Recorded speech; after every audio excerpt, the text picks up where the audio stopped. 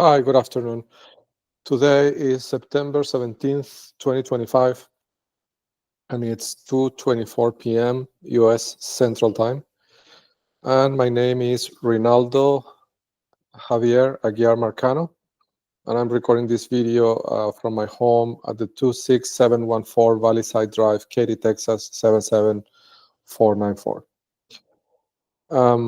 So today, um, I just want to give a quick, it's just a quick set of updates, things that I've received from people that, pass me info. And uh, also a couple of technical notes, okay? So I'll start by talking about the information I've received, okay? So one of the things that I've heard, or well, I didn't hear it, I saw it, right? Was an information that was about my truck, my SUV, right? The call mobile. So this person told me that apparently when I went to the court, I don't know if he said Sunday or Friday, but one of the 2 days, right? I went to the federal court and I parked the vehicle on the street, on the on the paid parking area. And according to this person, the seven, they did something to the truck in one of the tires. It has to do with the tire pressure sensor. Like he wasn't sure exactly what it was, but apparently the car was bugged via disconnecting one of the sensors and connecting a bug in place of the sensor. I mean, I haven't reviewed, I haven't seen what they did, right? I have to look at it. Um, but being an engineer, I imagine uh, it's some sort of tracking device or bug that gets power, gets electricity from the connection of the sensor. So they probably disconnected the sensor and connected this other thing, right? The person wasn't sure exactly the mechanism in which this bug works, but I imagine, right? So after he told me that, I went and saw and see in the vehicle, and it's true. I say it's true. I could see that the tire pressure sensor is on. The tire pressure light, the alert. So there is a light in the dashboard. When you get a flat tire, but the tires are all okay. Like none of the tires are missing any air, and I know that because I checked the air recently. Not because I saw the light, but I don't know. I just wanted to check the pressure of the tires. I think I did that last week, so I know the tires are okay. Uh, but the alert in the dashboard is on, right? And that light wasn't on last week. I would have noticed it. So it could. What I'm saying is, it could be true. It could be, it could be accurate, right? The information I got is that they did something to the tire pressure measurement system to bug the car, right? Although the person wasn't sure exactly which tire or what is the mechanism. So I'll check, right? But I'm saying this in case any authorities out there are watching, all this spectacle. Probably, keeping an eye on the tires, because now after I'm saying this, they're gonna probably they will want to remove the bug, right? So it's not, captured by authorities, right? So if I'm saying this, so authorities, if anybody's watching, they can take the high ground and you know be on the watch to see who comes to retrieve the sensor, right? And I imagine that could be a great opportunity, because then you can follow that person, you can see where they live, you can see who they talk to, and it's a chain, right? So it could be a good way to to see what is the chain of command, right? And the places where they meet and all that. So that's one piece of information. But from what I can tell, it could be correct in the sense that the light is on, the tire pressure alert in the vehicle is on, and it wasn't on last week. I'm sure of that. And the tires are okay. Like they have perfect pressure because I checked it recently. I mean, maybe 5 days ago, right? I think I checked it before going to the court, the day before or something like that. So, and the light wasn't on. So anyhow, it is possible, right? That is true. So that's one thing that they told me. The other thing they told me was about David Molero, and I'm on the fence about saying this one because it's it's a bit of a, it sounds a little bit like he said, she said. So I don't know if it would be helpful, but I think it could be, right? If this is what they told me. They told me that, and I posted this on the website, right? Like when my former partner was expecting, David Molero apparently had an affair with a younger woman, and this caused a tremendous distress in that relationship. Apparently, right? That's what I'm told. I don't know. I wasn't there. But apparently, David Molero is seeing the woman again recently. In this very moment, right? Like he's again involved with the woman, and this could be an opportunity because, well, I'm speculating, right? Like I wasn't there, but I mean, the fact that he got caught cheating, right, tells me that he's not really a good spy. Because I'm not saying that, I'm not condoning the thing, right? But if you're a spy, right, if that's your profession, you shouldn't get caught cheating. It's kind of contradictory, right? But I think it's in reality the communist paradox, right? Like that there's these spies that get promoted. They get promoted because they do things that no other spy is willing to do, right? Not because they're skilled, but it's because how far they're willing to go, right? Compromising their own interests, their own families, their own values, all those things. So the price of that is the promotion, right? But that makes it so that they're not really skilled, right, as spies even, right?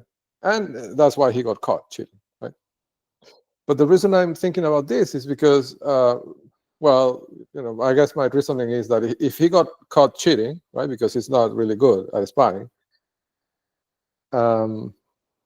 maybe he made other mistakes, right? Like maybe he told this other woman things that he shouldn't have told her, right?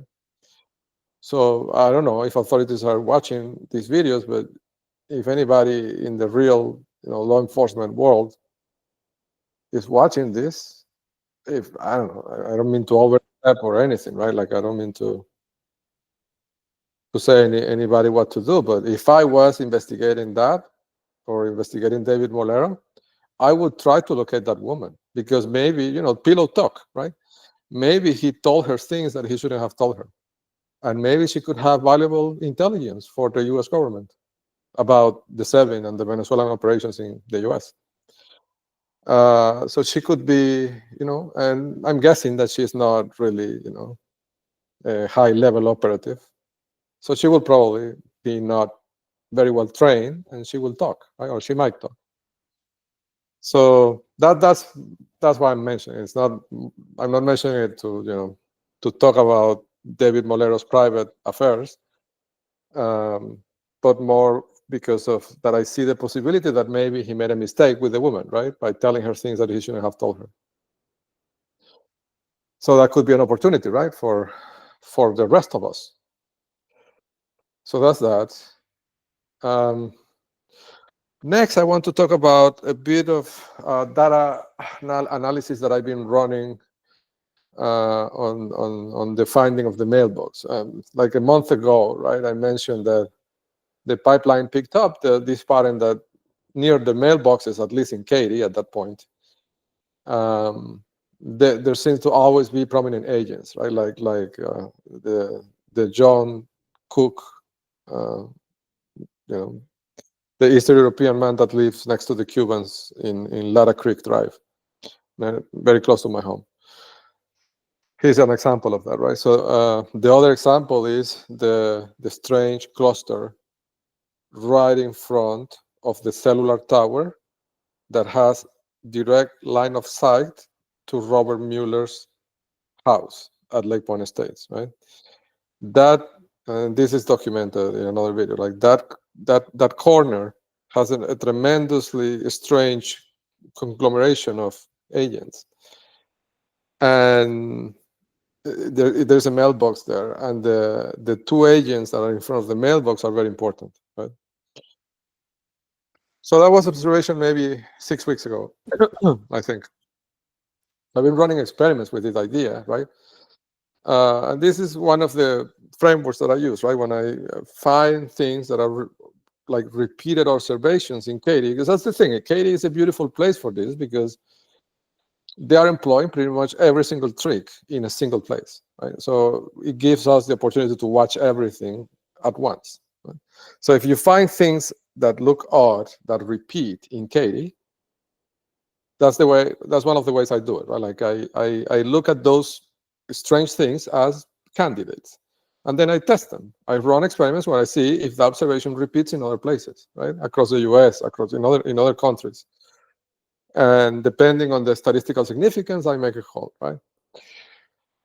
So I've been running experiments with this, and it's still early on, right? I don't want to jump to conclusions. I have to do way more research on this. But from what it looks like right now, at least in Katy, it seems like the pattern, a way to recognize this could be looking for mailboxes that in front of the mailbox, there are one or two houses that are marked in Elon Musk's GeoIndex, and the houses match the following criteria.